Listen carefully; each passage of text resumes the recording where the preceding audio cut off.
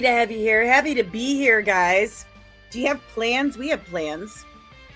We do this thing every July 3rd. We go to a friend's place. Pardon me.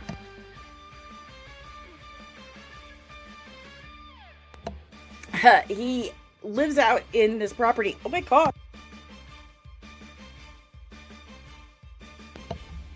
I'm just so excited.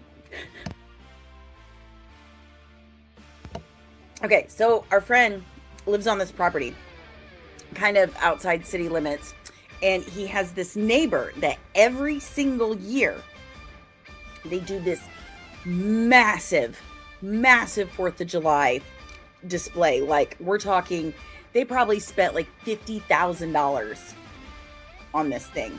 Okay, I'm not exaggerating. It's spectacular. It's probably better than anything the city I live in actually puts on. Like, we are extremely fortunate.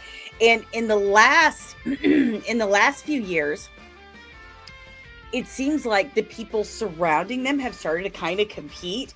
So we sit, like in the center of this huge fireworks display, and it's just like massive. And yeah, my hair's still like a little damp, so this is you're seeing my hair in its natural state. It's my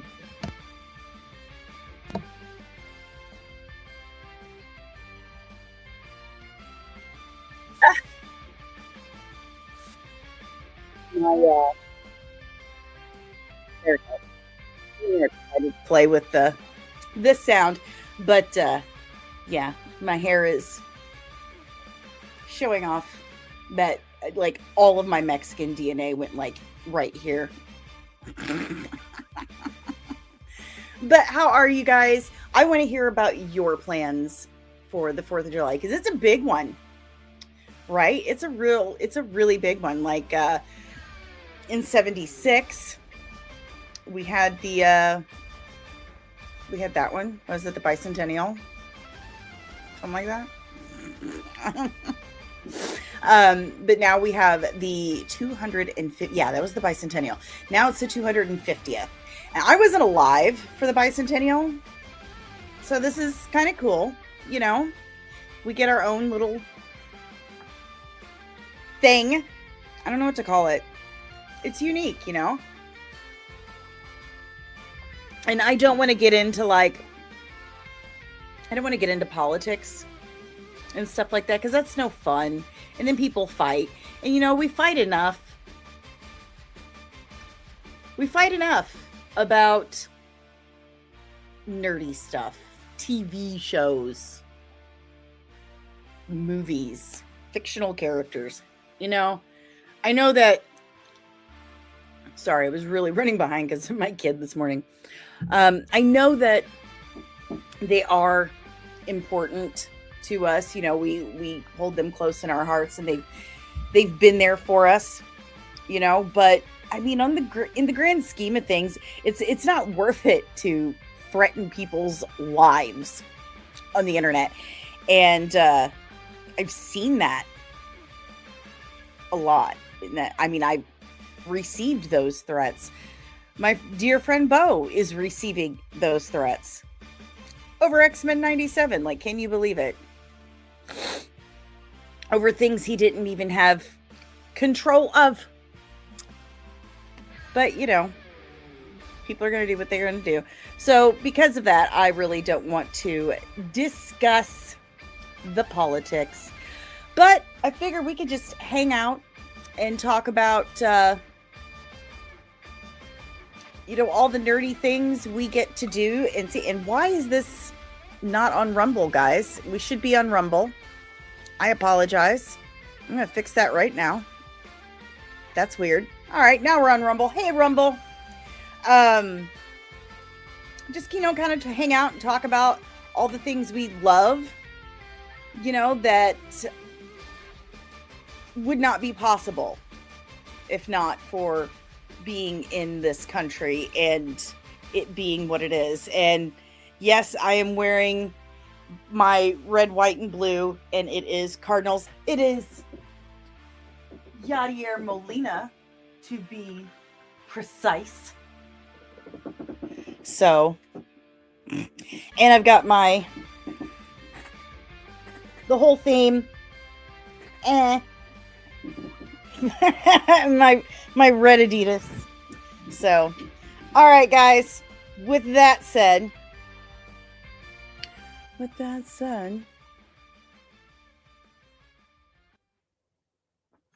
you know what time it is. Make sure you've hit the like button, subscribed if you haven't already, because it really helps me out. It lets our algorithm overlords know that you like what I'm putting out there. You're picking up what I'm throwing down. And not only would you like to see more of it, but you think you might know a few other nerds that might enjoy it as well. Make sure you have that notification bell ring so you get notified whenever I'm back with any more of this nerdy nonsense. And I didn't mean to clear my throat with the mic on, but accidents do happen. Again, with that said,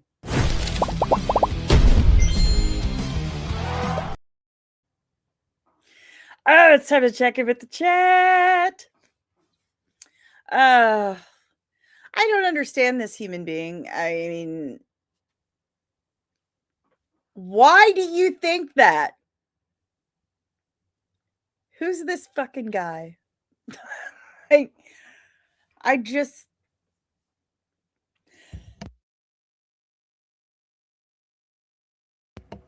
This dude's a weirdo. So, do I have a moderator yet in the chat? I don't think I do. So, there we go. Bye. I believe, and this is something we can talk about when we get to the headlines and stuff, but I believe that voting is anonymous for a reason. No one needs to know your politics. I believe that all of it is hot garbage. And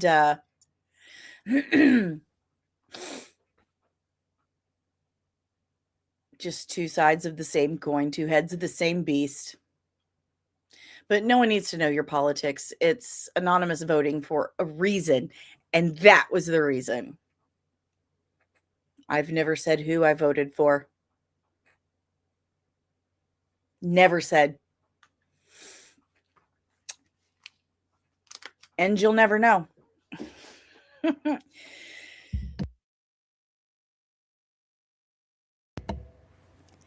Good morning, Lieutenant Fancheered, and happy 4th of July. I know today is not the 4th of July, but it's our 4th of July here at Comics and. Happy 4th of July, Lieutenant Fancheered. And hashtag Save Stargate. And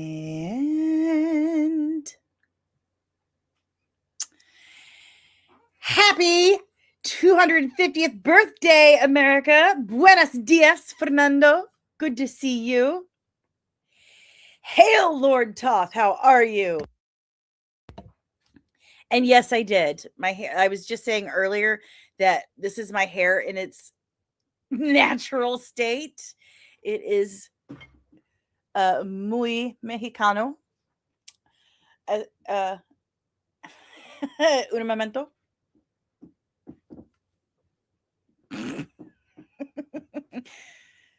She crazy. She crazy. She fluffy. She all over the place. She's still drying. So, yeah, and shedding. So, yes, I got my shower in. It was a close call, though. It was a close call to get the shower in and get all this done. As you can see, my eyeliner is a little, like this one looks a little thicker than this one because I was rushing. So maybe if I do this, you won't be able to tell.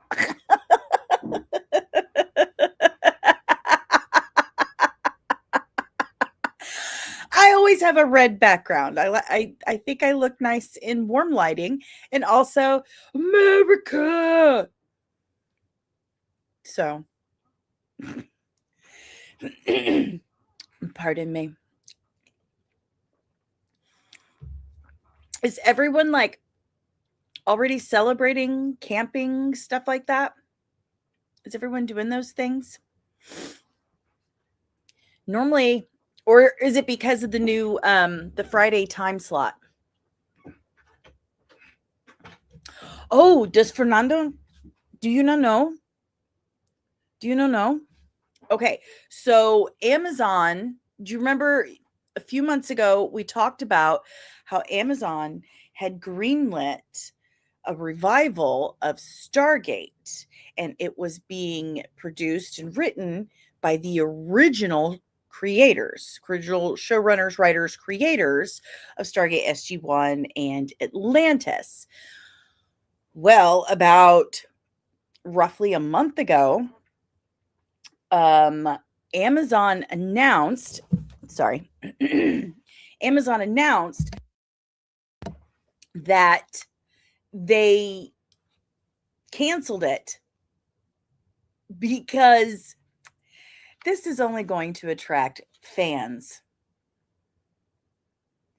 Like, and that's not even what they said. They said only fans will like this. Like, this is how did they word it? Like, it was so stupid. Like, wow, the fans are really going to like this. So that means we have to like not do this. It was so ridiculous. It was so unbelievably ridiculous. Like, that is what you want. That's what you want. Like, do you have any idea how huge the Stargate fan base is? It's massive. And FYI, the Stargate fan base, like the majority of the Stargate fan base, meaning the people that got into Stargate SG-1, Atlantis, Universe, even the people that liked Origins, they didn't necessarily watch the movie with Kurt Russell and James Spader first. You know, they most of that fan base watched the series and became rabid about that first, and then checked out the movie because there's some differences. But anyway, they're just, it's this thing I keep talking about. They're not catching it, that they're wanting to find this so-called modern audience that doesn't exist, while not picking up that there is something about this original material that drew us in the first place, and not focusing on what that was, and that it'll still draw people in. So for the last month or so, the hashtag Save Stargate has been trending every single day. People are climbing up on the Empire State Building and holding banners. And the Popcast brothers started the petition, and they put a you know, the screen, the LED billboard in Times Square. Fan Cheered has done a campaign and gave away a cameo with Nicole DeBoa to Deranged Lunatic. All to show Amazon what a stupid decision they've made. Like, how unbelievably dumb. And the former cast members and writers and crew, like Robert Patrick, Rachel Luttrell, Michael Shanks, like, they've all been so supportive of the Save Stargate campaign, like more so than I've ever seen any cast and crew of any campaign like this before. And they are straight up calling Amazon out, like, this is the stupidest shit I've ever seen in my life. What is wrong with you? Like, oh no, the fans will like this. That's a good thing, homie. Like,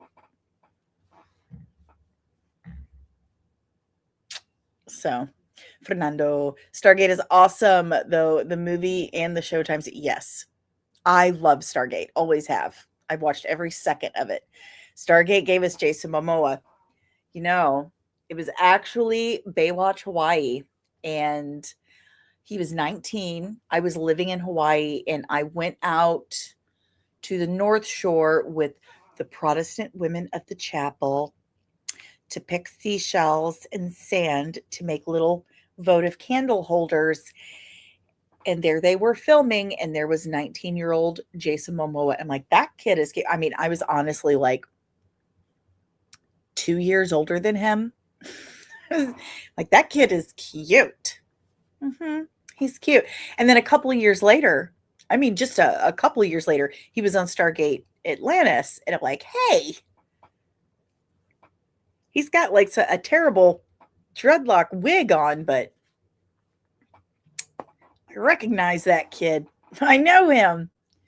But yeah, he said, very nuts for fans only. They felt they would not attract new audiences. Where do they think we just came out of the womb liking Stargate and Star Trek and comic books and all of that? No. We came out as the general audience. We came out as normies. There was something about this stuff that drew us in. What was it? Maybe we should focus on that. I wonder if it would draw more people in. Leave Stargate and Star Trek alone, you bastards. I mean, they've already look what they've done to everything else. I mean, Star Trek is pretty much, I swallowed my comm badge. I swear to God, that was a fat joke.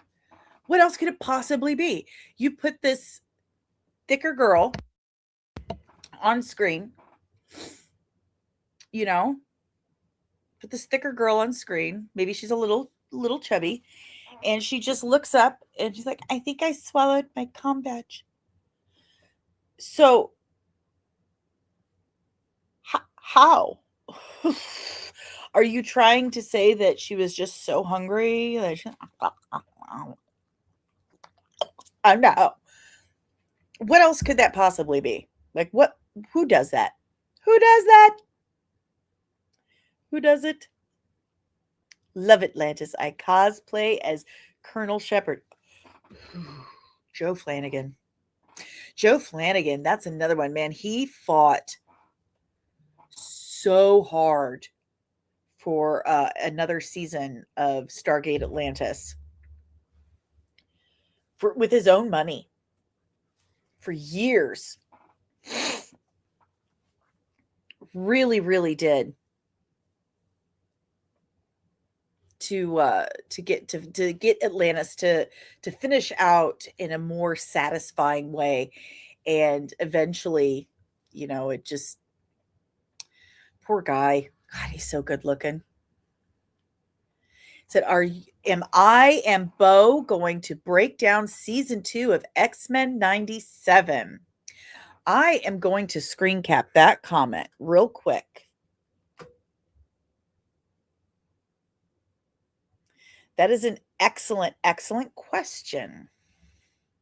I am going to save that and I'm going to send it to Bo. I cannot make these decisions for him.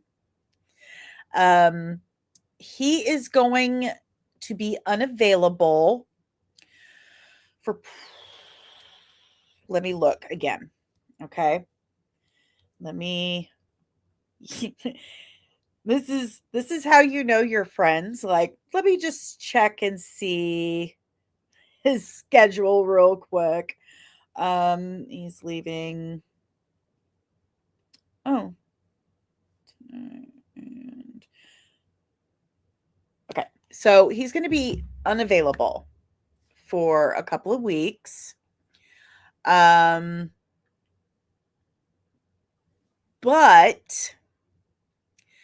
there is a possibility. There is a possibility that we might could be able to talk about some stuff after. Don't hold your breath.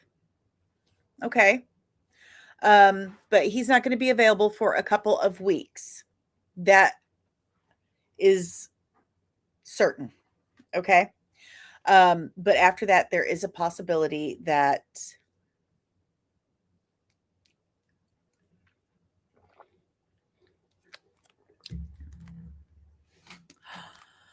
I was wondering where everybody was. Good morning, Lieutenant Backyard TARDIS. Good morning. We've been sitting here just gabbing for 30 minutes, and we were like, does everyone have plans? Does everyone have plans already? That explains it. I'm going to have a talk with old YouTube. Was it maybe? I'm wondering if it did it for a few people, though. Yeah, season 6 would have been awesome. Not that character. Not that character. The hologram, that made zero sense to me. That made zero sense. Hey, Slayeth, what's up? What's up? You know what? We need to talk about that. We do need to talk about that. And good morning and happy 4th of July. We're going to talk about that. I do have some announcements first. So let's get to that. And then we'll move on to those things. How about it?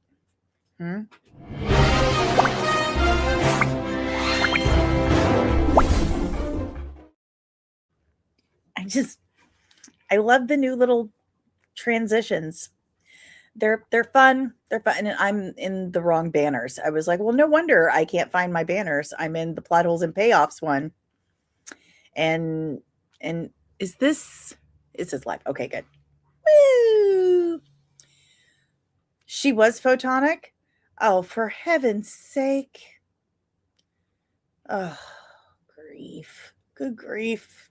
And thank you so much. I've worked so hard. I took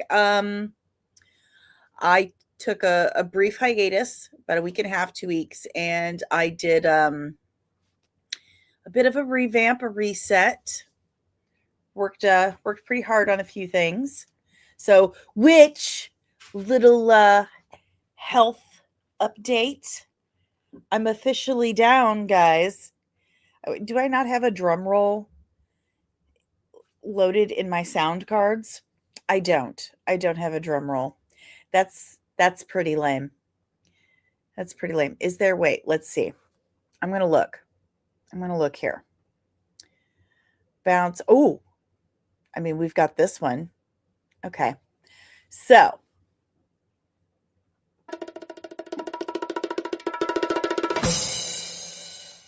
I'm down 80 pounds.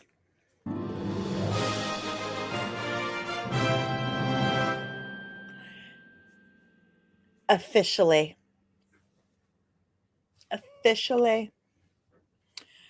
Hooray! I'm so proud of me.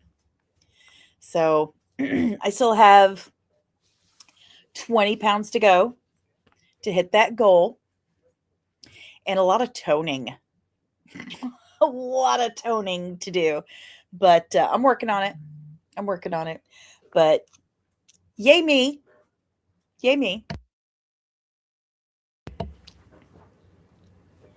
That's the first one.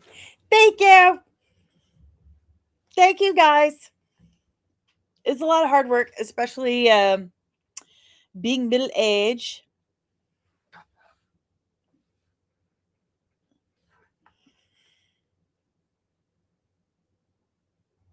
That's, the thing they don't tell you about slow metabolisms and such.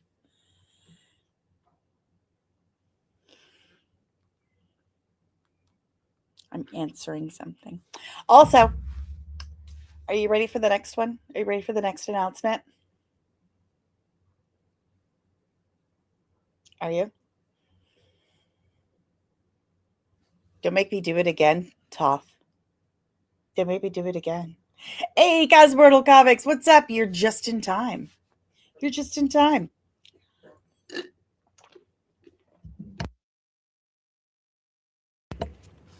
Okay. So,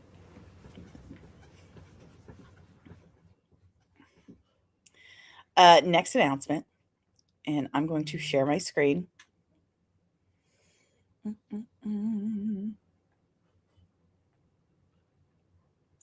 I finished the rewrites. Hold on. That one needs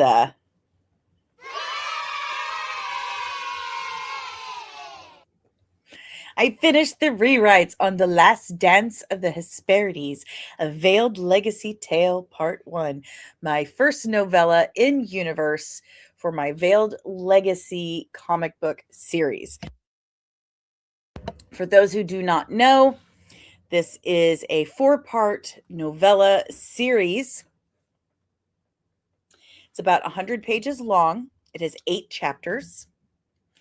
And it takes place 2,500 years in Piraeus, Greece. And it is the story of the events that took place creating the first vampire, the first vampire hunter, and the Brotherhood of Abraxas. This is, folks, my iceberg.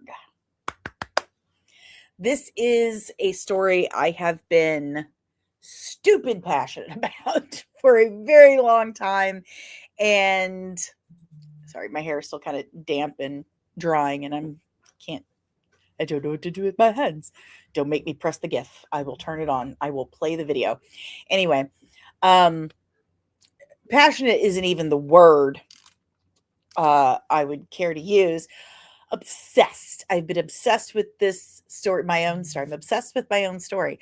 I love it. I love it. I love it. The main character is this young man here. This is Melis Ponticos. And here is the title page. So I'm going to give you a sneak peek real quick on how I formatted it. So Last Dance of the Hesperides, A Veiled Legacy Tale Part 1. Hey, that's my name. It's me. And it will be available on Amazon Kindle in digital and physical copy. There's someone who wants to say hello. No, I am working. I'm not getting up. He hasn't done that in a while, guys. My dog. Do you guys remember Tiny? Do you guys remember Tiny? So it will be available on digital and physical copy. The digital copies will be $2.99, and the physical copies, I think, will be $6.99.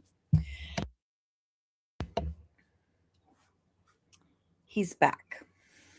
Hey, Omari.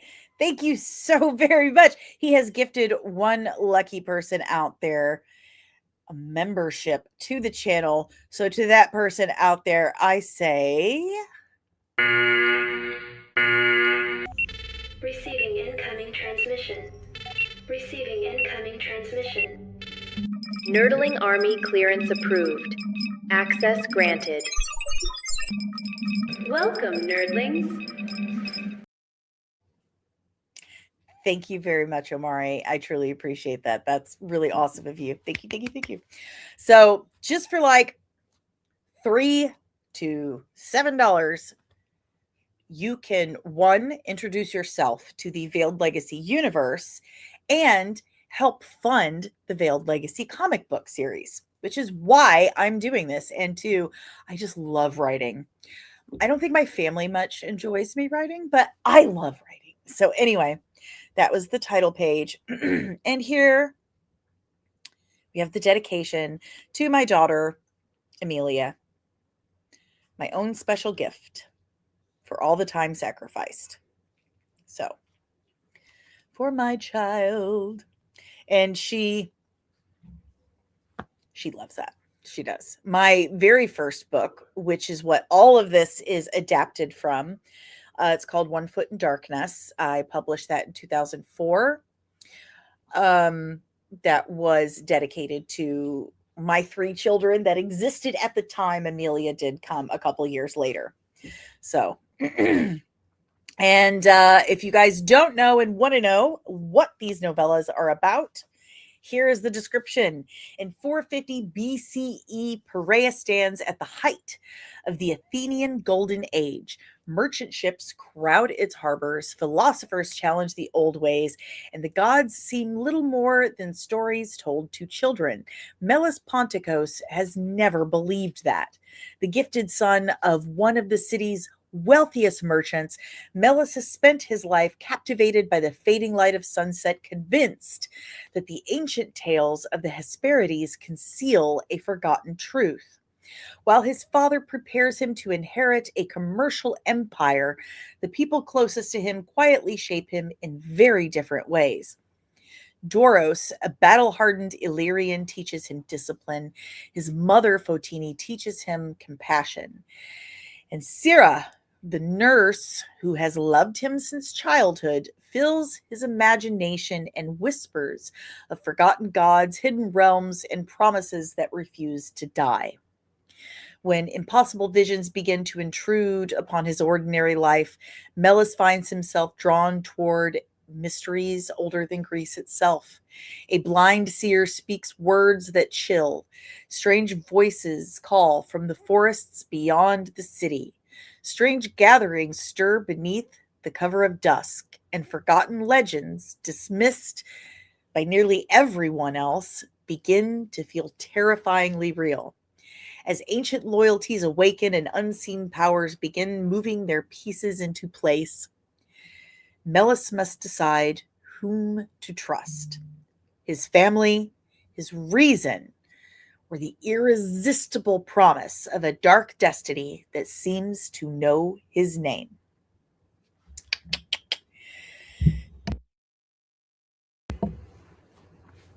Ta-da! There you have it. There's the description. There's Mama Penny. Mama Penny joined us last night for our watch party. We got to figure out what's going on with Discord. Figure out what's going on. It is very hot. Very hot. I'm wondering how I'm going to make it through the fireworks thing tonight. And thank you very much, Slaya. Thank you. If you think I will not be letting you guys know as soon as it drops, you are crazy. You know I'm going to. You know I'm going to. So that is the description. And here's what the chapters look like. So I'm going to try to scroll through here real quick and just kind of give you an idea. Thank you, Fanchard. Thank you so much. And I have done everything. Like, you know, the layout, the graphic design, everything. Some of it is my own artwork, and I'm not great, but yeah, I'll show you. Anyway, that was the design for chapter 1, and then chapter 2. After this comes out, and some of you actually get a chance to read it, we'll have like a discussion and like explain some stuff. ZDL, hey, good morning, Ensign DL. It's okay. It's okay. We were up late. It's my fault. It's entirely my fault. I'm sorry. And he's one of my beta readers. The version I sent you, it does have some errors, so I'm going to send you a better one. So there's chapter 2. So DL has this. This is my beta version. And chapter 3, this is my artwork. But that is my hand draw. I drew that.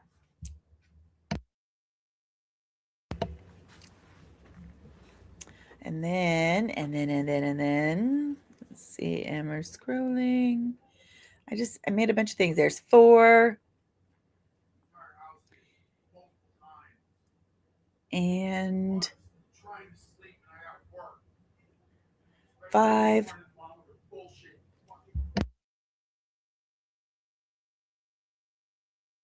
And there it is. 6.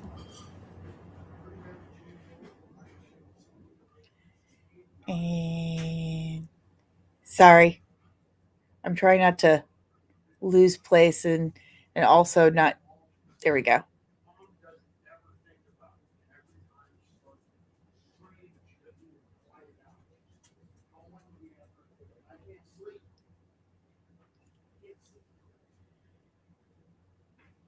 Eight.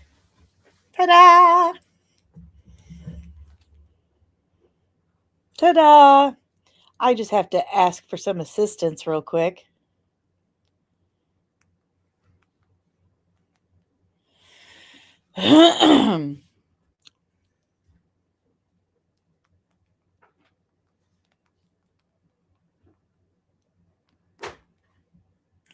Crazy eyes. Yay. Okay. So this is the book. And then there's an author page at the end. Ta-da. Back to the cover. Yay. There's my book. Also, there are other things that popped up for the comic book. And I shared them with the patrons and the campaign. So you guys get to see them because they are finished things. You know, they're public. I mean, my hair is like being, pardon me. There's crazy things going on in my house. Somehow it's my fault that I'm in the other room. Okay. So this is a very special thing for me because this is the page that was specifically made as a dedication to my grandfather. I'm going to take the chat down real quick so you can see it better.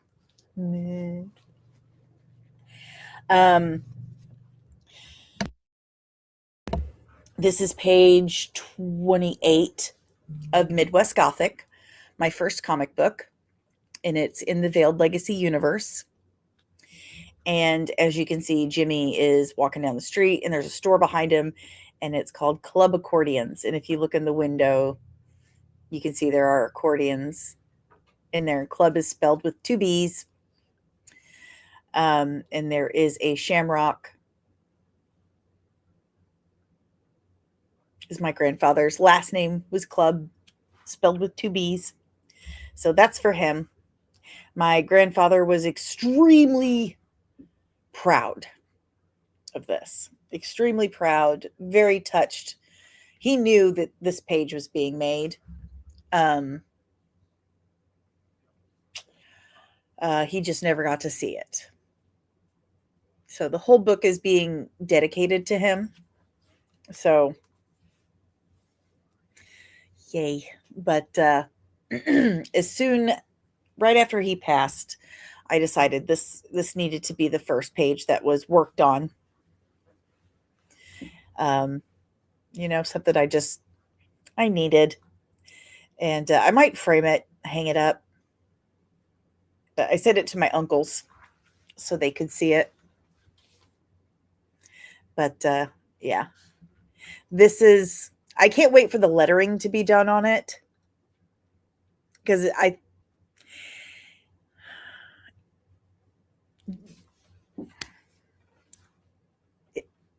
don't mean to pat myself on the back too hard. But this is a great page. This is a really great page.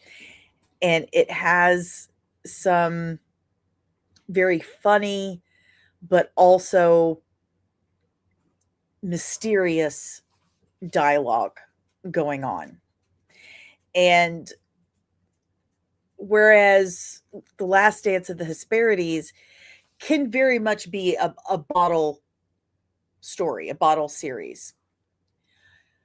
If you read that and then read Midwest Gothic, I think you would absolutely, like, instantly know what's going on in this scene. Again, these two stories can absolutely be standalone. They're not required reading for one another, but they kind of add an additional layer of fun to it, I think. I mean, how could a story that takes place 2,500 years before this one, like, I mean, really be required? I don't want to be MCU, like, you got to read 42 books before you read this one. Like, I don't want to do that. But so there's this one. And then you have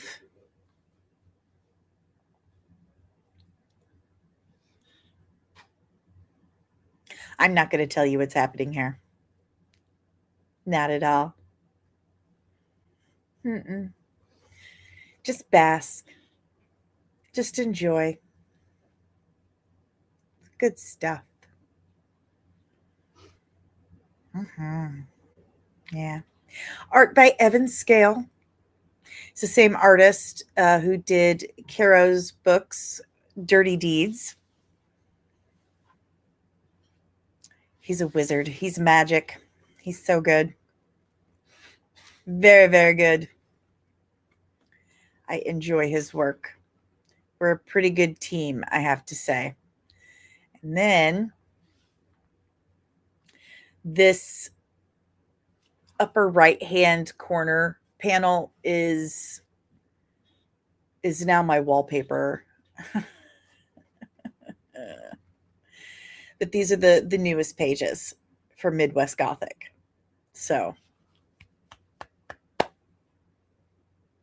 like, what a great 12 hours. I finished the big rewrites on Hesperides, and then new pages came in. So, very exciting. Very exciting. And tomorrow morning, I will be showing all of this off bright and early, 9 a.m., 10 a.m. Eastern, on Comics Aficionados. So you don't want to miss that. I'll be hanging out with Aaron Sparrow, HH, and a few other, really talented dudes in the comics industry. Like, I love Aaron Sparrow. Aaron Sparrow is one of my very good friends. And one day I was very sick. And last minute, he's like, come on my stream. And I'm like, I'm sick. I just got out of the shower. I have a face mask on. All right, but I won't be on camera. So I did. I actually ended up blowing my nose without muting my mic.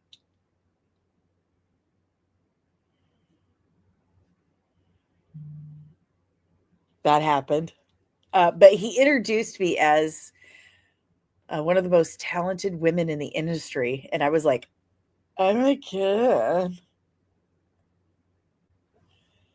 It was like, that got filed in my brain.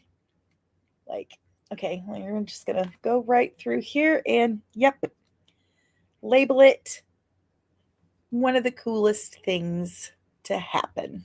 So,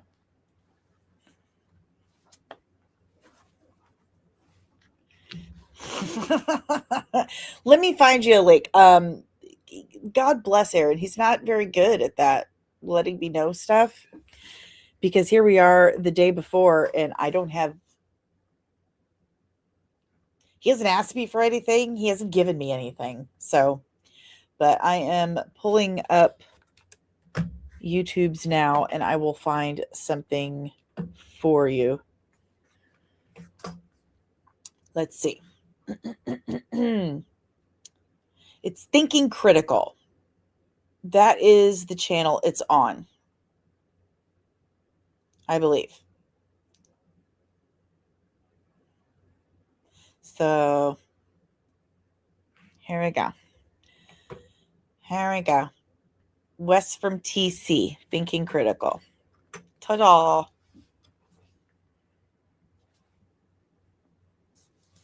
There you have it. Go subscribe, and I'll see you guys there tomorrow morning. Now let me think. Are there any other announcements that I have?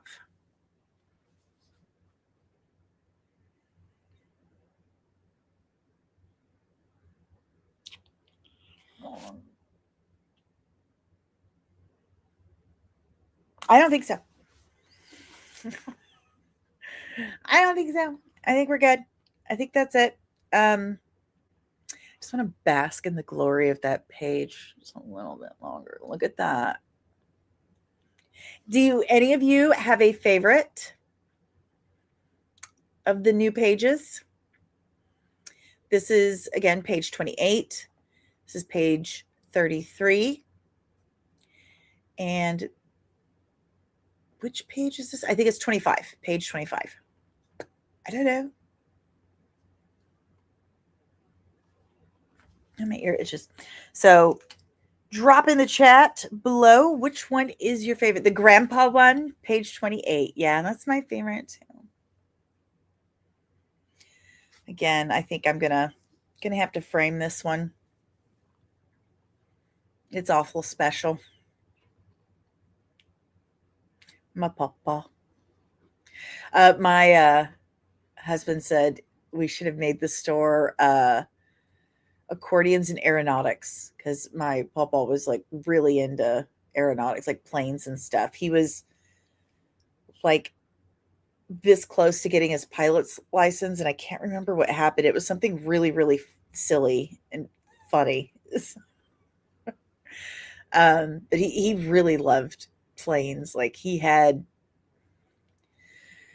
little model planes everywhere and propellers and pictures of fighter planes, and he just really loved them. So it was almost club accordions and aeronautics.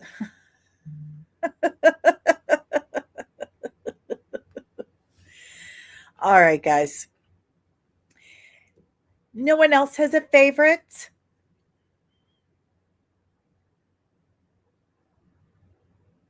That's okay.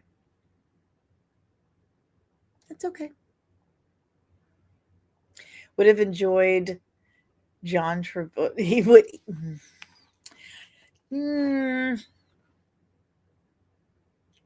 Maybe.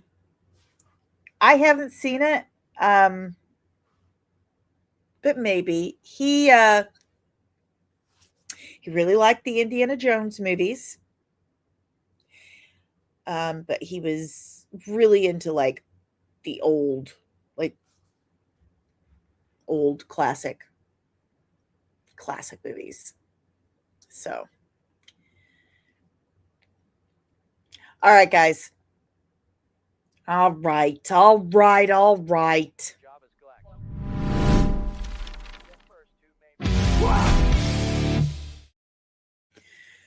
Okay. Let's just see what's going on. Let's see what's going on in the world. Yeah. See what's up. See what news. You know what? Let's get back to our X-Men 97. You guys still here? Hold on. I'm sorry. My screen is being a little weird. Let me get to you.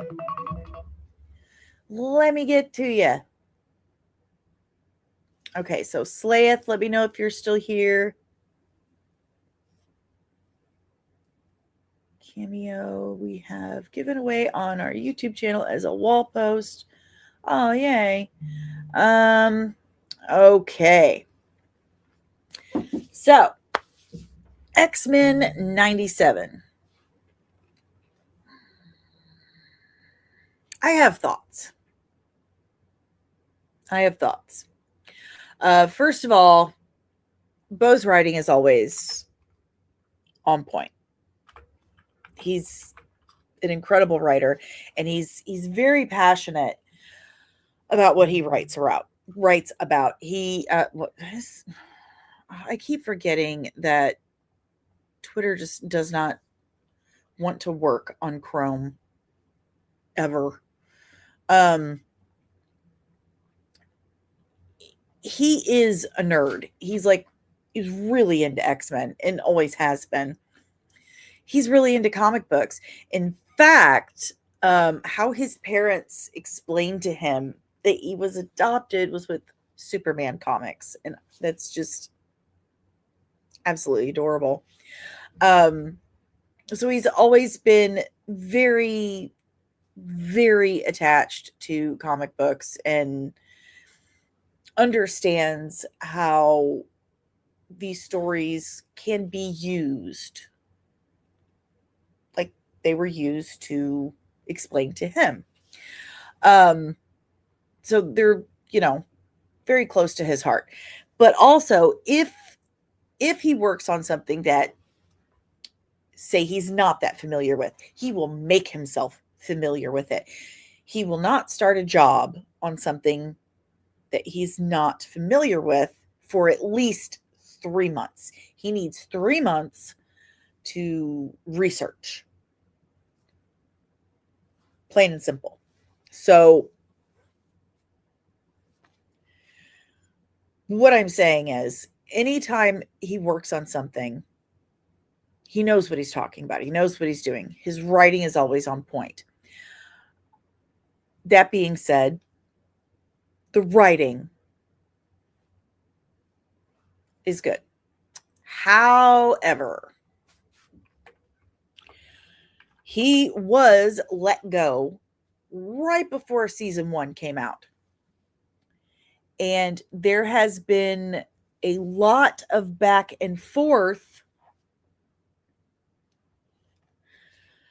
about what of his was used and what of his was not.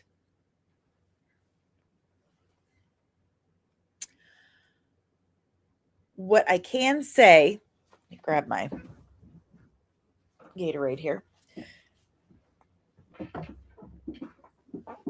What I can say is that he has told me, as of the last 2 days, because he asked me, he's like, what do you think? And I told him I thought the first 2 episodes were first 2-3 episodes were confusing. And I told him why. He said that he did not have plans to introduce certain storylines, certain characters until much later, like Emma Frost joining X Corp. That wasn't supposed to happen until episode 6. And now they have that happening right away.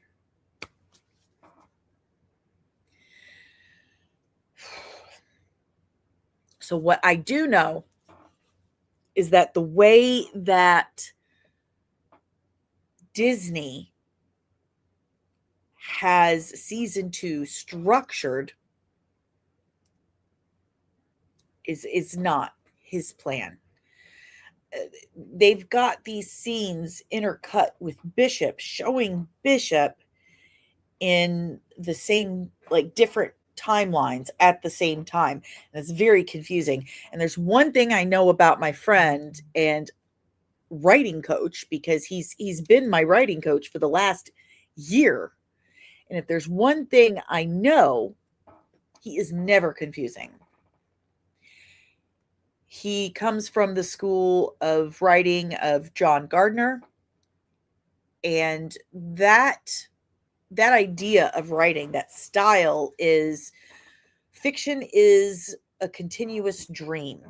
Your goal is to envelop the audience in this continuous dream, subconsciously convincing them that they are in this dream. And when you do things, mistakes or whatever, that can confuse them, it trips them up, it breaks that continuous dream, and it takes them out of that experience. They're no longer engrossed.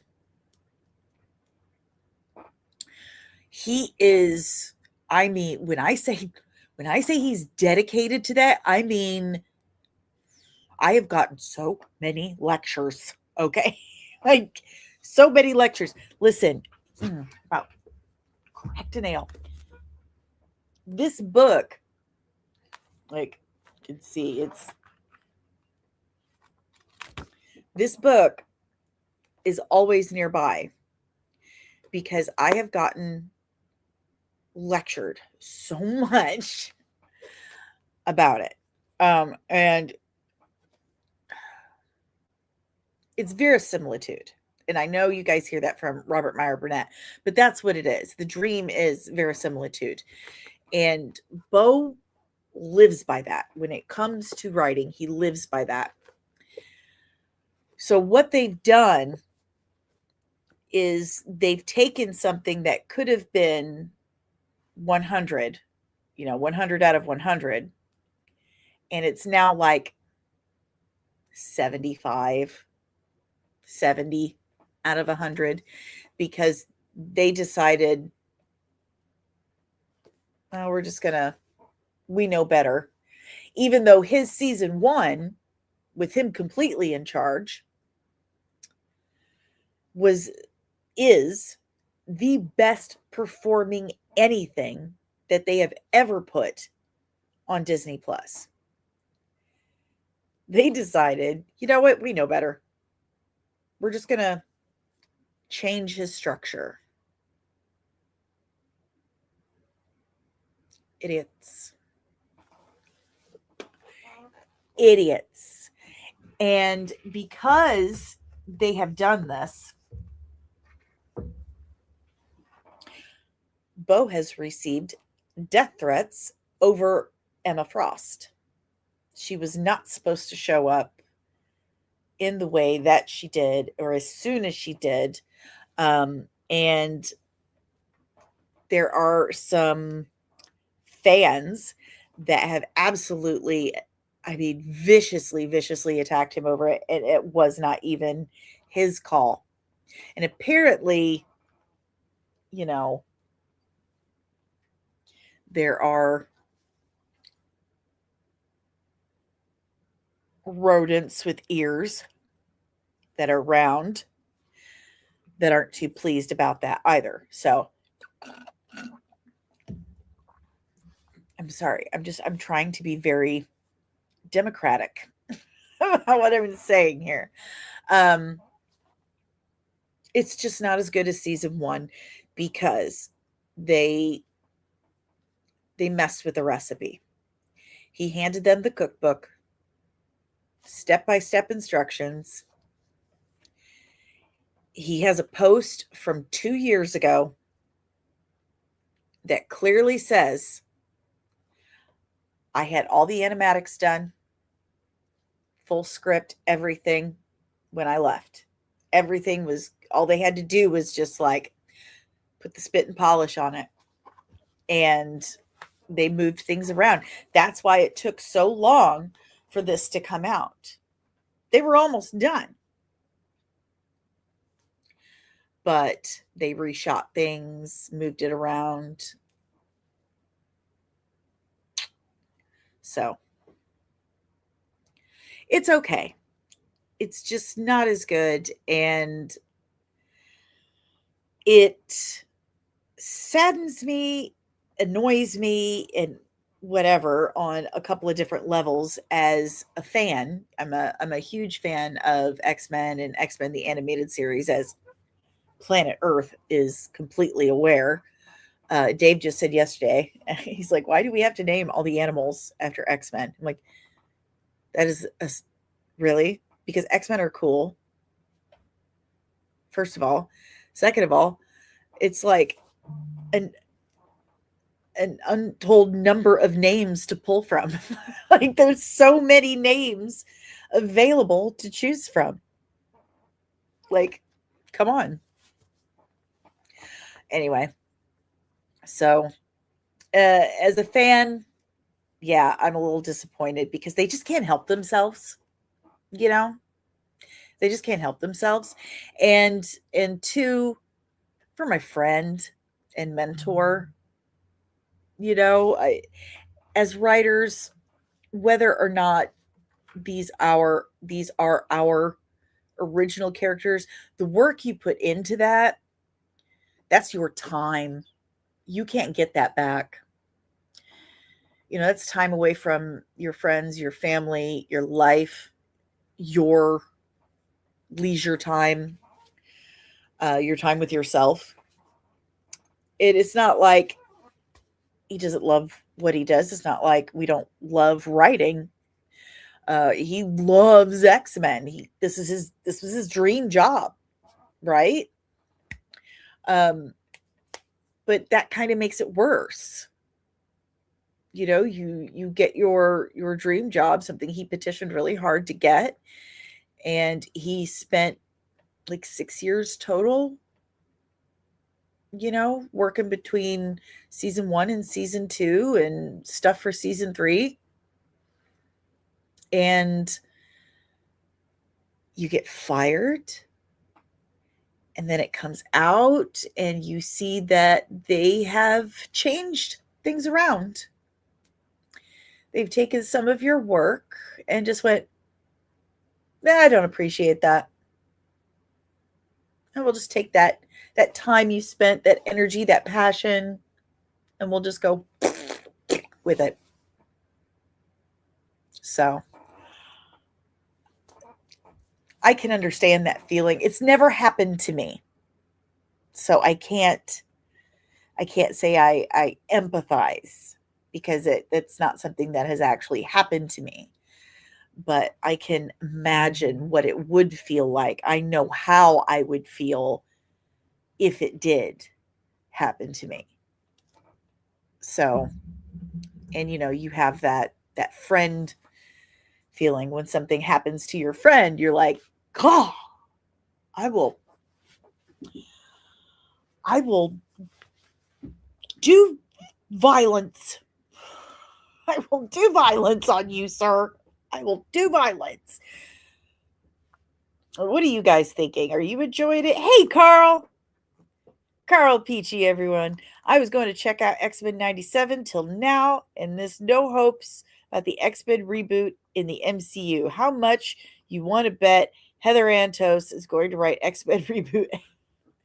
Look, go watch it. Go watch it. Like I said, part of my issue is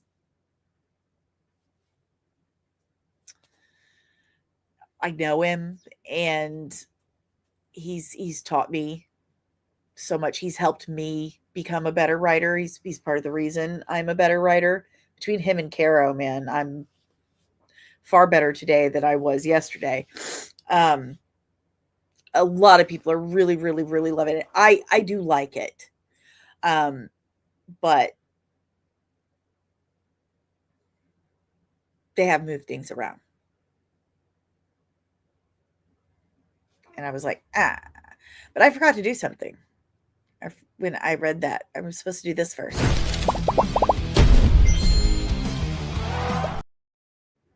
Yes, the continuous dream. It displaces it. But yeah, if you're going to be democratic, then you should use a Venn diagram. They also want to add more cooks that will spoil the broth. Exactly. And that's something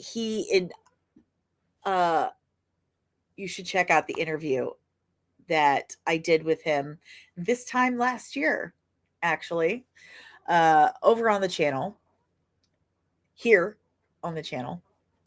It was almost exactly a year ago. He was Anyway, you got to go check it out because that was one of the problems. And he said, like, someone has to be the singular voice, someone has to lead. There has to be a singular vision for this to work out. We can't have like five different people with five different visions. It's going to come out disjointed. And a lot of people, or some people, took that as, you know, he was just mean, or, you know, had high expectations. Well, yeah, he should have. He should have high expectations. And he should have been difficult to please. This is the big leagues, man. This isn't kitten play. You're not getting paid, you know, $30 a page, or, you know, a nickel a word here to no. This is big time, man. This is X-Men, the animated series 97. This is the show people have been waiting for 30 years. Yeah, high expectations. And Marvel, the MCU, had pretty much been circling the drain for about the last 10. So, of course, he's going to have high expectations of his team and expect them to deliver excellence. No, that's not good enough. Send it back. Try it again. Show up on time. Come to work clear-headed, ready to go. Do your job. What is wrong with people today that don't want to work? And not just don't want to work, but they don't want to bring their A game. They don't want to sing for their supper. One of the great things, and this is going to sound like it's coming out of left field, but stay with me. One of the most important things I think about Star Trek is that in the future, and everyone's like, oh, this is this woke idea, but it's really not. In the future, yeah, they've gotten rid of, or on Earth, they've gotten rid of like actual cash. They've gotten rid of capital. They've gotten rid of goods for services, or exchanging goods for money. Okay. They don't have a need for money anymore. And when anyone in Starfleet, like Captain Picard in First Contact, is asked, well, does nobody work? Like, he's like, well, yeah, of course we do. And she's like, well, why? Why would you? Because we want to. We want to better ourselves.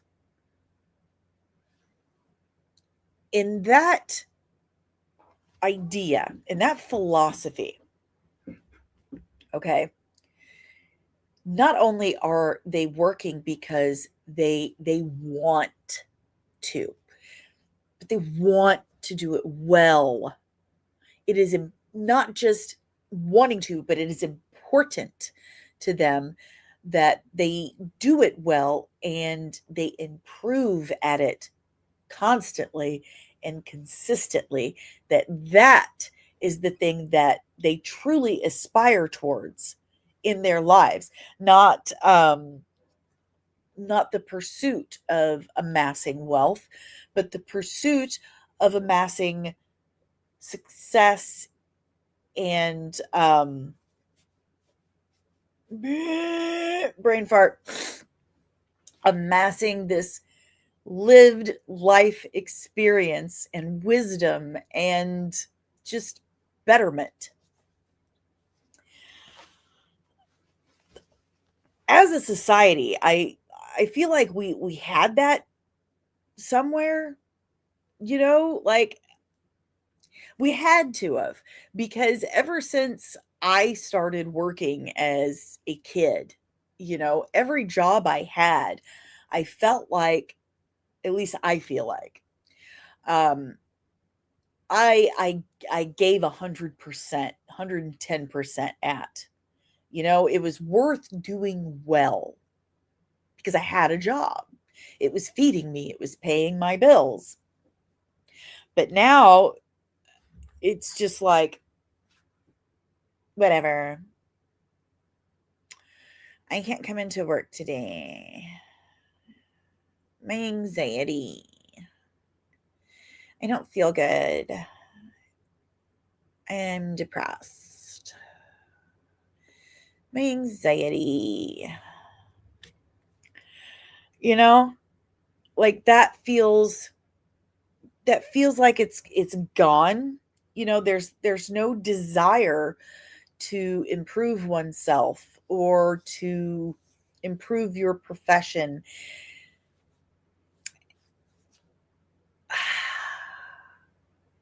And like, what? Self-respect, I guess, is what that is. The self-respect and respect for what you're doing is gone. And all Bo had asked for when he was running this show was that: respect your job, respect what you're doing, respect the fans. There are expectations with this. You have people that have been waiting 3 decades to see this. These characters are beloved. They don't just belong to you. They don't belong to Disney, to you. They belong to billions of fans.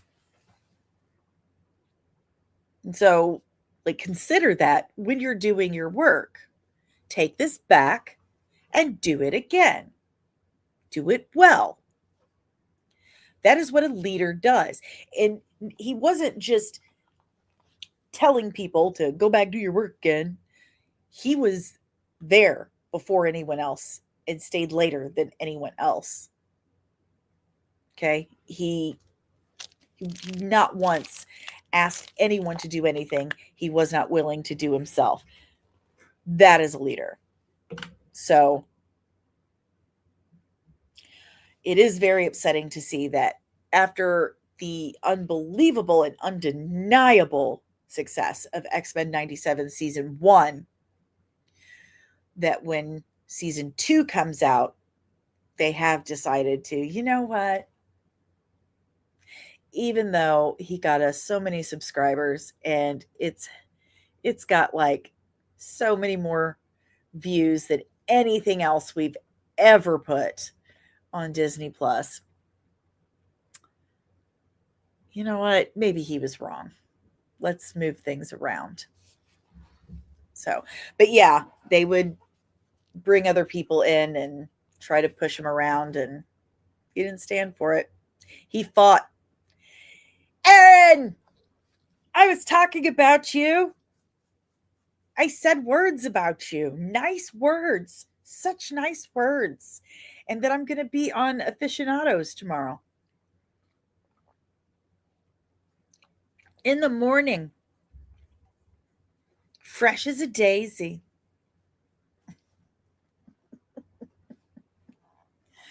But I'm very interested to hear what you guys thought of the first 3 episodes of X-Men 97. How you feel it measures up. Please do not consider my opinion or anyone's feelings. I'm very curious to hear what you guys think. You guys rarely do care. I mean, so just tell me anyway. But yeah, I went on a tangent. I sure did. Such a tangent. On another subject, did you check out the sequel to Merlin? In the 25, 30 minutes since I discovered it exists? Not yet. Not yet, sir. Hey, Ensign Loki. Said it's called being in a union. Yes, unions.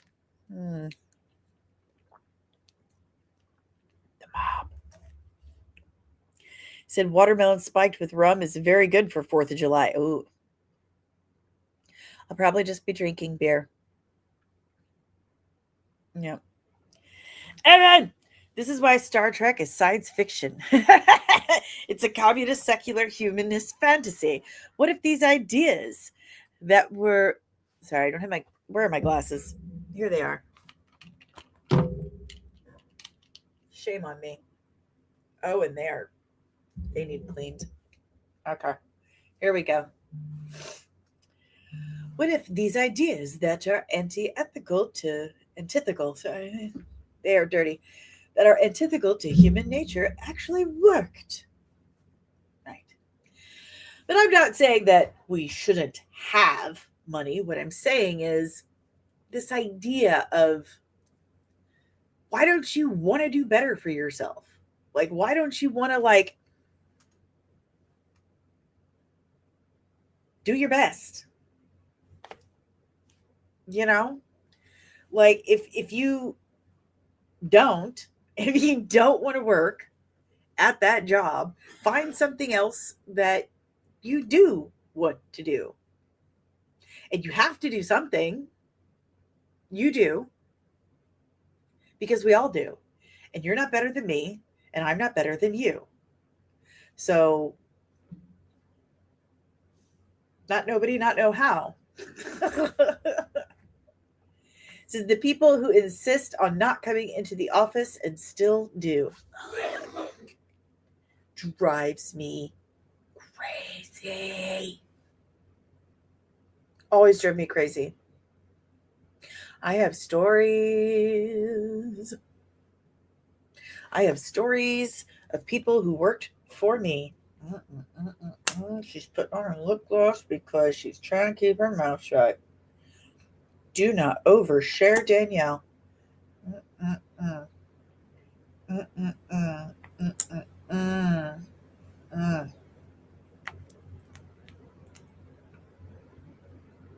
I hired some duds, but I fired the duds too. I was too nice. A little desperate. Is in First Contact when he was talking about the economics. That's true. That's what I said. Didn't I say that? Didn't I say First Contact? It was right after Lily said the book sounds Swedish. And if we solved scarcity, the majority of people would be fat, lazy, wally people gooning on the holodecks. You're absolutely right. You're absolutely right. I mean, look at him now.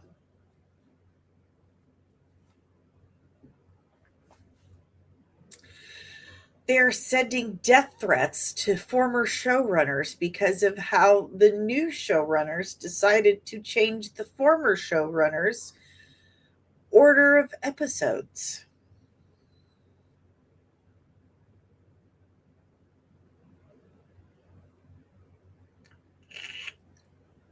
We have to tell people to go outside. We have to tell people, listen, I think you've detached a little bit too much from reality. You should possibly go outside, get some vitamin D, touch the grass with your toes. Can you imagine, like, go back in time and tell younger versions of ourselves that that's a thing you have to do? You have to tell people, like, go touch grass. The people who insist on not coming back into the office and still do their work at home are ridiculous. The COVID pandemic. Dude, don't even get me started on that nonsense. It's, oops, sorry. Yeah. It's sheer laziness. And dude, I was forced to retire because of my health. Forced. I didn't want to. I was forced. But I mean, God always has a plan because, hi guys, I started doing this full time, and now I got to go back to my actual dream, the thing I was actually meant to do, writing. I'm making a comic book, which is never thought I was going to get it to do that. But my point is, forced to retire, and that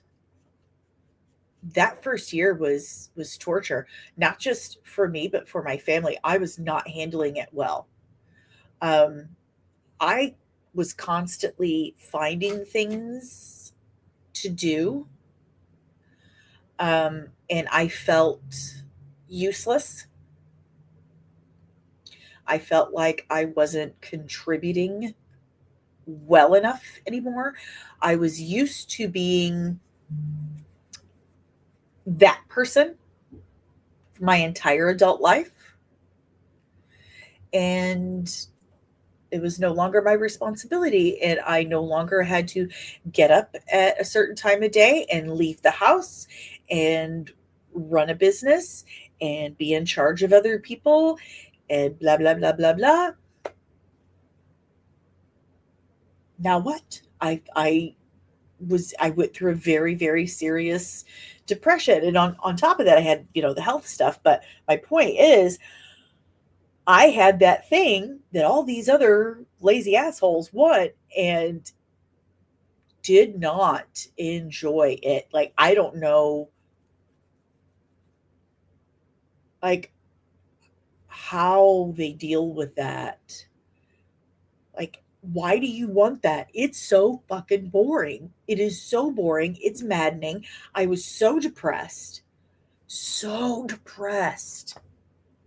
It was very difficult for me to transition to that. And thank God for you guys, and for, meeting Caro and Aaron and Nandrew and DL and Bo and Brian, and because, I have something to do. I have a career that I can work towards, something to work on, something to work towards, something to focus on, something to look forward to. Do you know what I'm saying? I can't understand this just wanting to lay around in one spot in sloth. Just why? Does that turns your brain to mush? It's scientifically proven to make you stupid. To make you stupid, to cause Alzheimer's, to cause all kinds of cognitive degradation. Why would you want to do that to yourself? My buddy. Sounds like Marvel can't help but get in their own way. Accurate. Entirely accurate. The best movies for the 4th of July and The Patriot, Saving Private Ryan, Flags of Our Fathers, MASH, Black Hawk Down. Those are some excellent choices. Love that. Oh, good. It's nice when people say nice things about me. There are so many nice things to say about you. Fernando, I enjoy X-Men 97 very much. Well, I'm glad. I'm very glad. The Rise of Apocalypse is my favorite episode so far. Yeah. Said I can't wait for the Horseman of Death as Gambit. Ooh. By the way, the kitten's a boy. I named him Remy. Remy LeBeau. Did you fire your moderator as well? What? Huh? What kind of animal makes death threats over it? Dude. And the messed up thing is, I caught a bunch of them over the Acolyte, over Starfleet Academy, and whenever over Starfleet Academy having that push wheelchair 1,000 years in the future after, past the next generation. Like, why do we have this here? It's so insulting. So insulting. And then people telling me that able-bodied people telling an amputee woman that someone would choose to stay in a wheelchair rather than, up and walking around. They would choose to not have legs. And I was like, shut your mouth. That is mental illness. I don't want to hear that. I got death threats over it, and I reported them. Twitter threads. Nope, no violation. Nope, perfectly fine. We're doomed as a society. We're doomed. Doomed.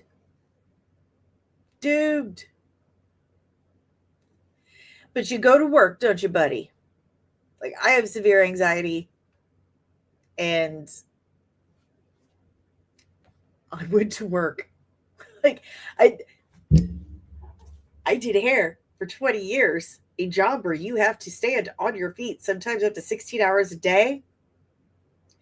I only have one of those legs. Caused me great pain, and I did myself a lot of damage, but I did it. You do what you got to do. Ooh, you binge Star Wars on 4th of July? That's cool. Very cool. That's a different kind of movie, Toth.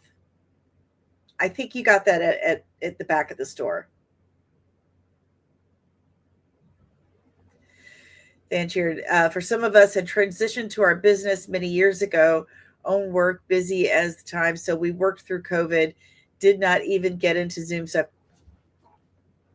I made no changes at my salon. No one working there ever got COVID. Do you know why? Because when you are in cosmetology school, they beat into your head sanitation, sanitation, sanitation, disinfection, disinfection, disinfection. I changed nothing. I did what I've always done. And nobody got sick because I was already cleaning, sanitizing, and disinfecting. So, washing my hands. Me and my family binge. Yeah, we got that. I'm so sorry. Hey, the Bosco scenario. What's up? How are you doing? Hola. How are you? Long time no see. So you were complaining about not having a moderator earlier, so I was making a little joke. Oh, I'm so sorry. I have several. Lord Toth is one. And he's a member. What? Did you get a membership? Welcome to the Nerd. Hold on. Apologies. Receiving incoming transmission. Nerdling Army clearance approved. Access granted. Welcome, Nerdlings. Yay! Ta-da! That's cool. Yay! Says planning to leave for one of the TVs running on ABC for continuous 250th 24-hour coverage. Then everyone can watch whatever on the other TVs or devices in between. Oh, that's neat. Always sanitize, wipe down the grocery handles. Oh, yeah. Well, I did hair. Hair, makeup, microblading, eyelashes and stuff. So always kept things very sanitary and clean. So what up, Jacob Ironside? How are you, friend? Long time no see. How are you, pal? All right. Is there anything else? Let's see. What else you want to talk about? What else? You got a lot of X-Men 97 here. Let's see. What's in my bookmarks? Oh, yeah. Jennifer Holland says Man of Tomorrow is James Gunn's best movie yet. Yeah. Well, so glad she thinks so. Oh, I forgot to Where do I have him? I completely forgot I had this. I have a little Lex Luthor in his Prometheus suit. I've had him for years.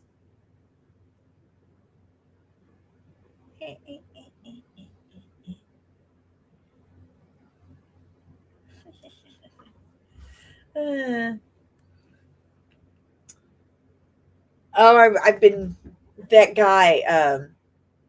The reason why I was complaining about the moderator, I kicked him out and banned him. He was getting nasty over Supergirl. He called me a liar because of this. Because of this. Because of one of the clips from a live stream earlier this week, I think it was Wednesday, where I said that Supergirl didn't even make $30 million over the weekend. It actually made $25 million, made under $30 million. And he was like, quit lying to people. And I'm like, what? Who are you? And apparently he really liked me. So weird. People are so weird. Okay. Let's just cruise. Let's see what we can find.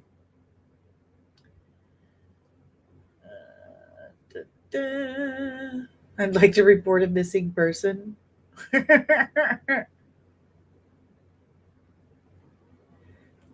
The odds of being slapped by a random Aaron. You're so funny. Keep my wife's name out your mouth.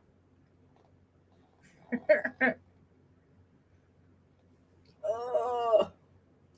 David, hey, Dave, how's it going? Says, wouldn't worry. Some people have me talking issues and fixated that got on what got stuck on their minds that first hit it. Yeah, well, that happens.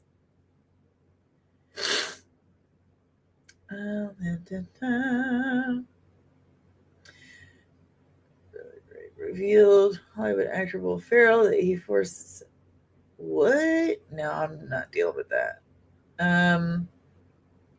Jodie Foster says she thought F1 looked like an AI movie.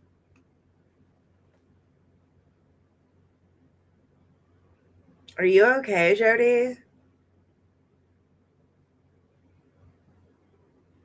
Are you okay?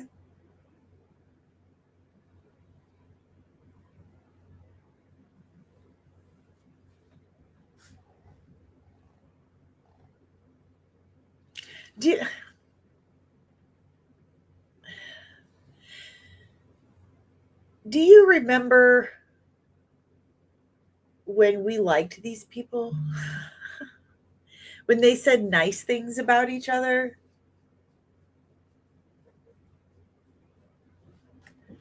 You know? Like all they do is just bitch and tell us what to do. It's just like now you have, and this is just upsetting because, Star Trek fan, but it's not saying much really, but George Takei and what's his name? Wesley Crusher, Will Wheaton, are straight bullying The Rock. They're calling him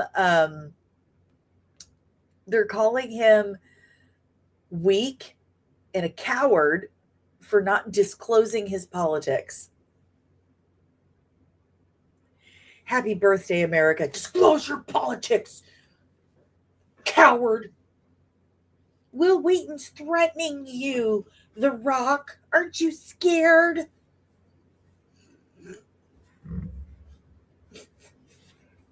Hey! Billy Powermax, hello, welcome. But I forgot to change the banner. Yeah. Will Wheaton, George Takei threatening Dwayne "The Rock" Johnson to disclose his politics, saying that silence is complicity. My ass. My ass. Happy 4th of July. It is absolutely not complicity. It's not. It's one of the most American things to do, and I absolutely applaud Dwayne "The Rock" Johnson for it. Voting is anonymous. It's illegal for it to be anything other than anonymous.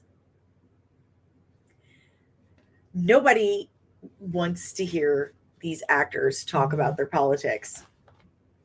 Nobody.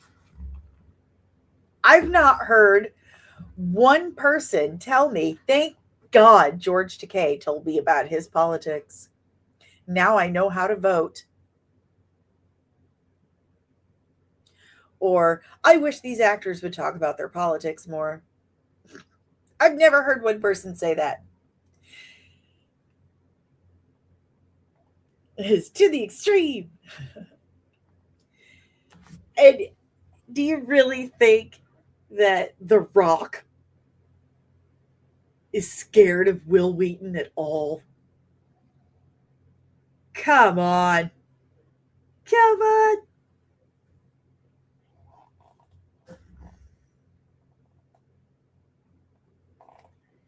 All of HW's are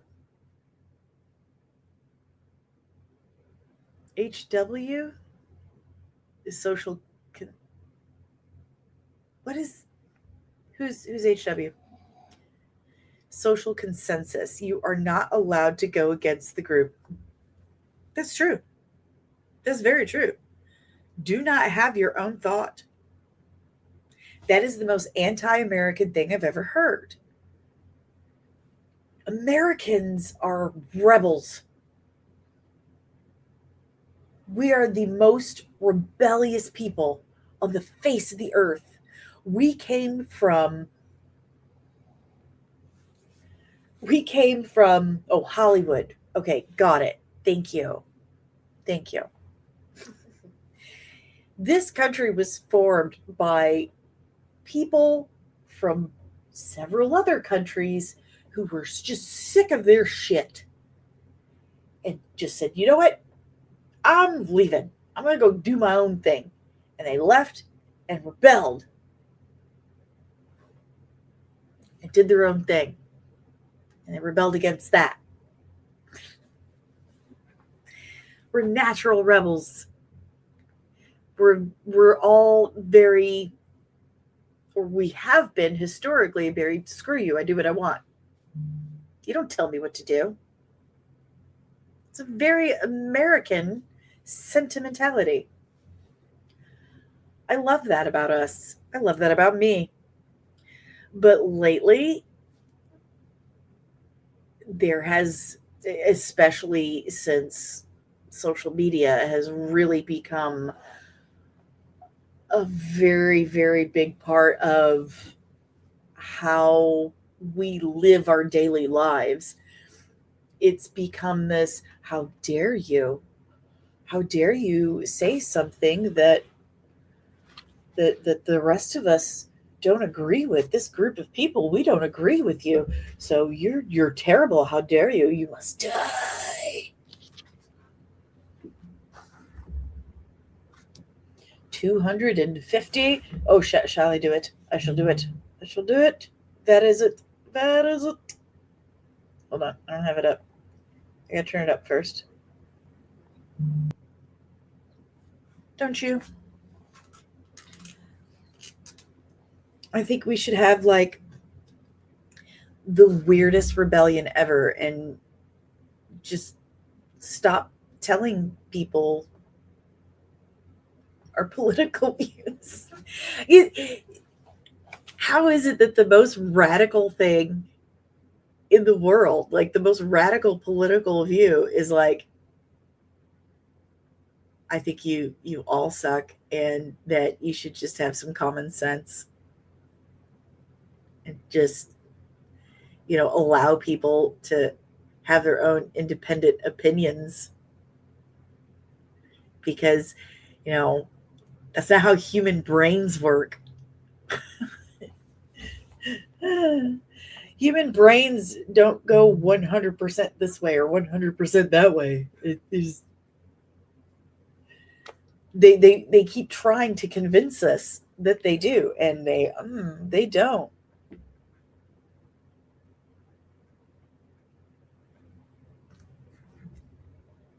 The best rebellion, just living our own lives like we want to, within reason. I mind my business. I stick to myself. I stay home. I do this. I have 8 chickens, 2 dogs, and a kitty cat, and some kids. Yeah, but F commies. Yeah, commies suck. Because that's the thing. Commies don't mind their business. And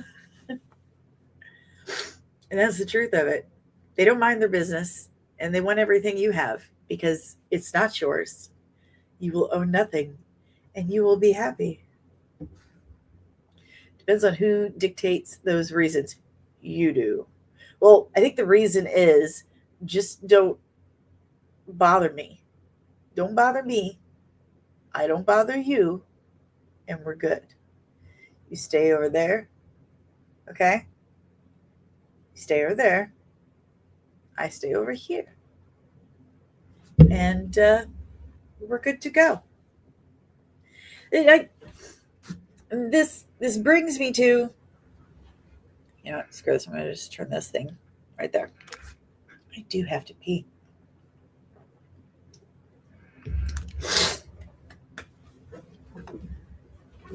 There we go. Common civility, yes, but nobody understands what that is anymore. They don't appreciate when and where they live anymore. The majority of people, I would have to say, they don't appreciate it at all.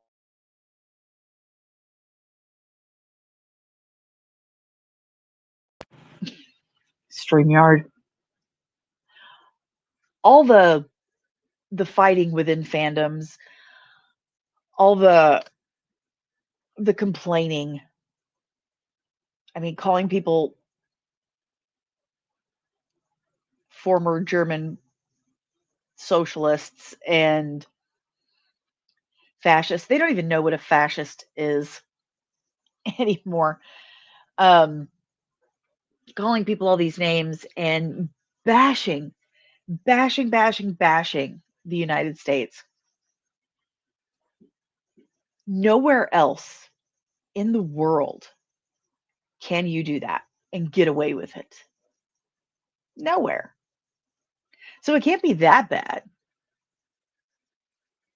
You're sitting in most of the people that are doing this, okay, I'm not saying it's everyone, but most of the people that are doing this are sitting in like luxury apartments on one coast or the other, sipping a Starbucks latte, or with freaking face creams and smoking a vape or whatever, expensive doohickeys and what's-its, and they're doing it on these $1,500 gadgets and fighting with each other about video games and TV shows, and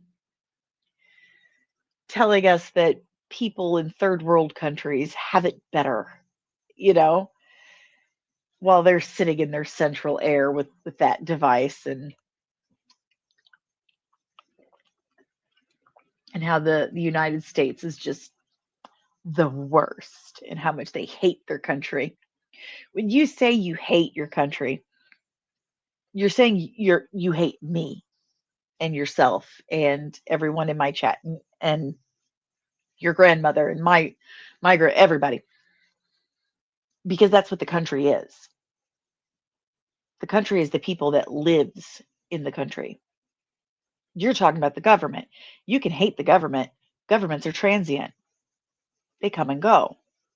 They change every 4 years. Hate the government all you want. Do something about it. But don't say you hate the country, because the country is the people. We are the country. Everyone who lives here always has been, always will be. And again, nowhere else are you going to be able to make such claims and such statements while sitting in such luxury and get away with it. I mean, the hypocrisy, the stupidity, the ignorance is just baffling. We have contributed so much to this planet in terms of science, history, culture, and you want to sit there and, I mean, there is a reason. There is a reason why there is a fight going on about immigration, and why that fight has been going on since the beginning. It's the same fight, it just has a new face. And there's a reason why. Because everyone wants to come here. Why do they want to come here? Because it's fucking amazing here. Now, we do have some shitheads, and we do have problems with our government. Everyone does. And every turd's got some nuts in it. Okay? But here's the thing. When you have things like the First Amendment, freedom of speech, freedom of expression, what that means is, and this is tricky, it's been very difficult for a few people to pick up on. What it means is you can say whatever you want. As long as you're not threatening murder, you can say whatever you want. Chances are there's going to be some people that don't like it. That's okay. They can say whatever they want to. Again, so long as they're not threatening murder. But because they can say whatever they want to, chances are they're going to say something that you don't like. See how that works? But in order for you to continue to be allowed to say whatever you want, they have to be allowed to continue to say whatever they want. Also, them's the rules. Them's the rules. That's how that works.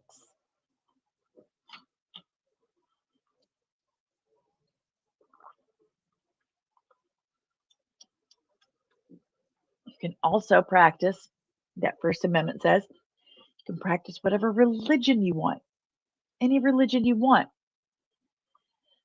You just can't force other people. Okay? And you can't make it part of the government. It has to be a clear separation. Those are important things. And voting is anonymous. Say what you want. You can live your life. Okay? Everyone here is equal. Everyone has the opportunity to make what they want with this life. Now, this country cannot help within what circumstances you were born. Nobody can. That's not this country's fault. That's not my fault. That's not your fault. That is no one's fault. It is no more anyone's fault than it is someone's fault how I was born with my broken body. And I don't blame the United States of America for that. I don't blame random people who don't look like me for that. I don't hold them accountable for it. No, but I took the opportunities that this country provided me. And had I been born in any other country at any other time, I would be dead.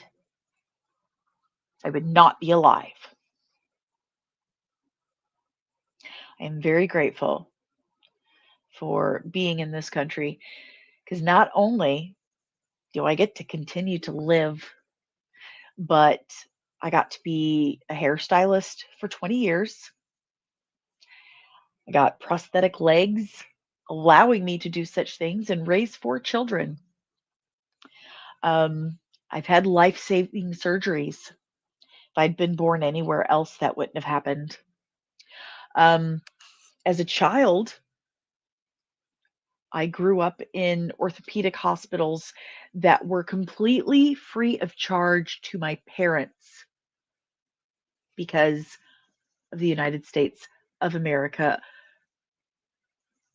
is such a wonderful place that it allowed for organizations like Shriners Hospital for Children to exist, charity nonprofit hospitals to exist.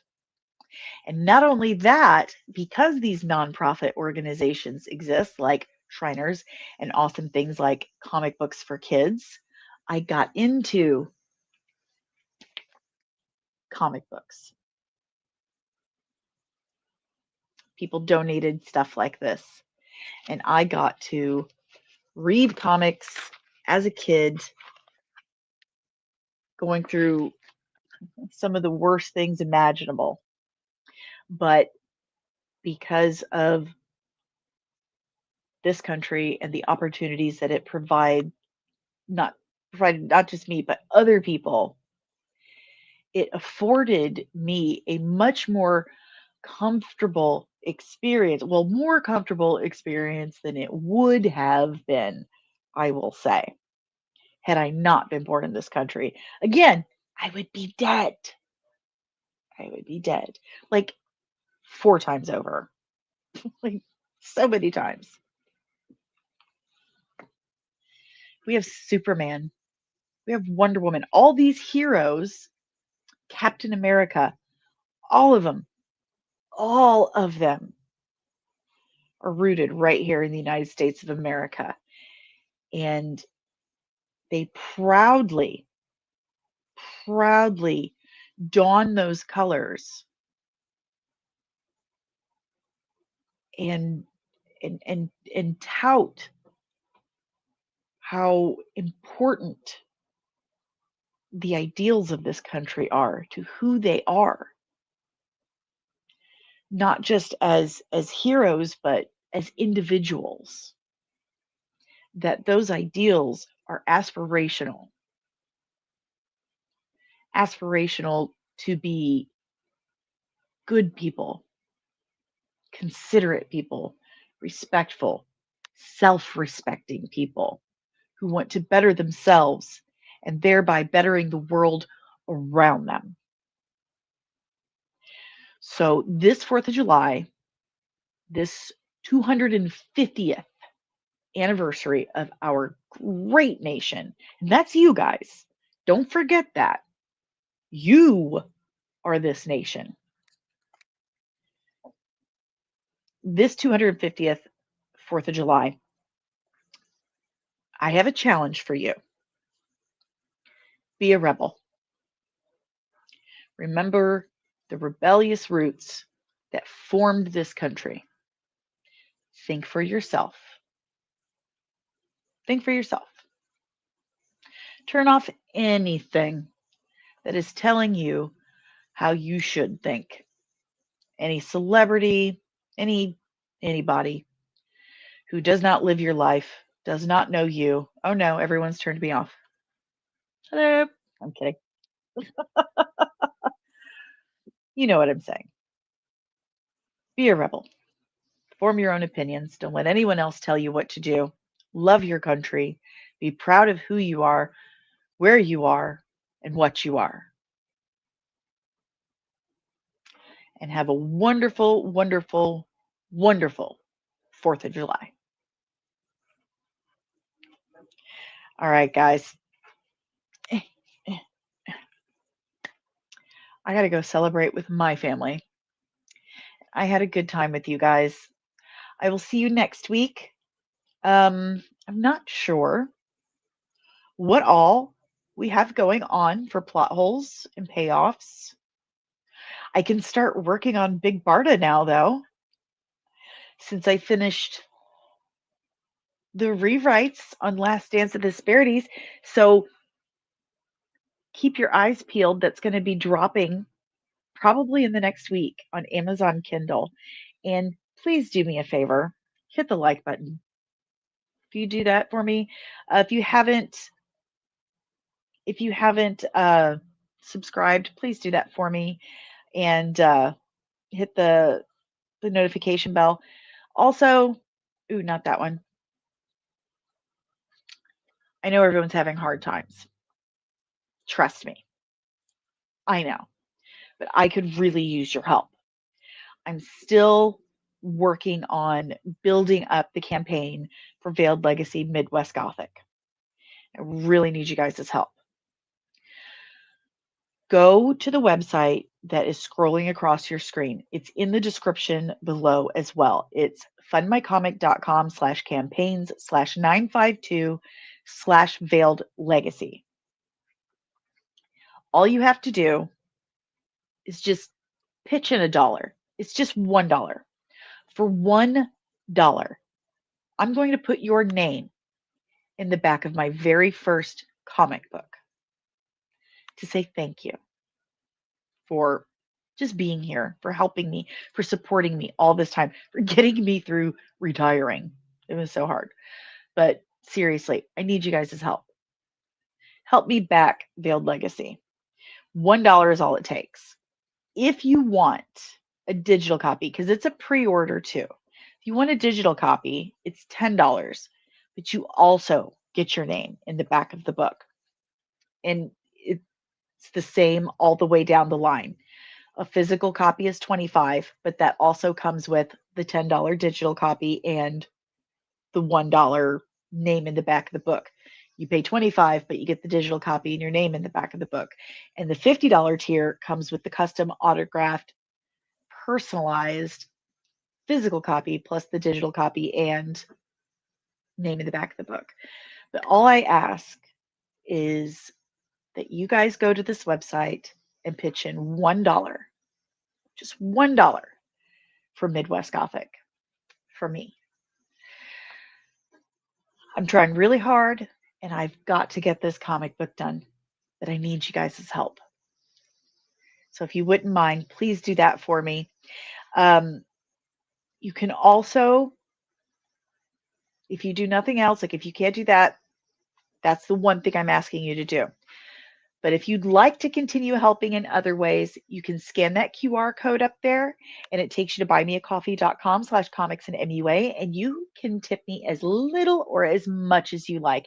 And that goes directly to me and it helps keep the lights on here. It helps me pay for software and so much more. There's also the official Patreon. And this is the behind the scenes for the comic book. You get all of the rough sketches, all of the edits.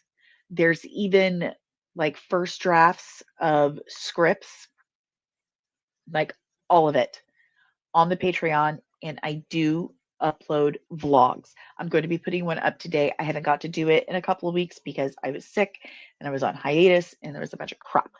But I'm going to be uploading one today. So check that out. It's also the only place in the entire world where you can get official Veiled Legacy merch. And you get that every 3 months for free for the first year of your membership. There are 4 tiers starting as little as $3 a month. Trust me, it's worth it. But this is another way that you can help support the comic book and help me get this made. I've waited 22, almost 23 years to do this.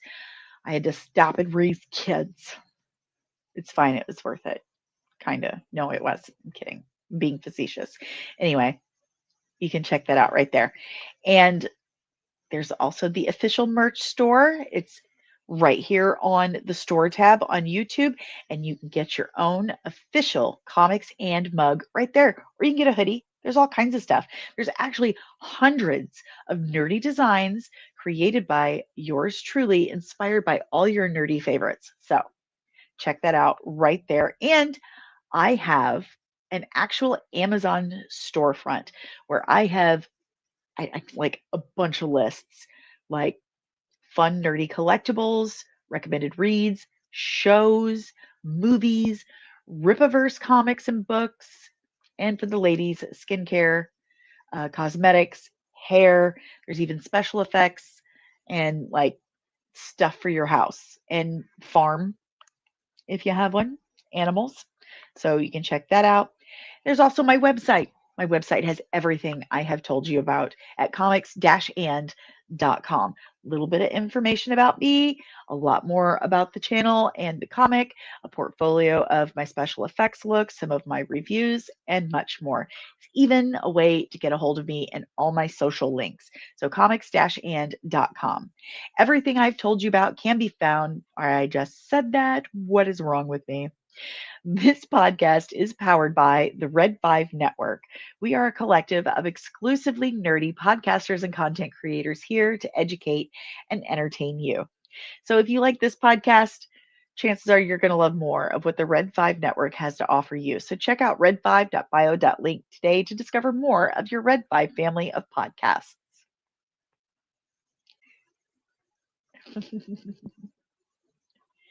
Hey! Happy 4th of July. Billy says, hope everyone has a safe and happy 4th of July. And if the good Lord is willing, I'll see you next week. I better. Oh, yeah, I'm going to be watching some Silo after I pee and do my vlog and maybe do some big Bard editing and all that stuff. You guys have a wonderful 4th of July. I sure love you. You take care. Be safe. Don't forget, go over to Veiled Legacy and give it $1. Okay? Just $1. All right, guys. You take care. I'll see you next week. This is my Veiled Legacy. Blood on the threshold, fire in me. Sunlight cuts, but I don't break. You took my past, I'll take your fate. I lost everything that night, but I'm still standing on my feet. You made me into something strong. Now you answer to me. Whoa, na na na na na na na na. Whoa. Disney and Kathleen Kennedy are gonna get you!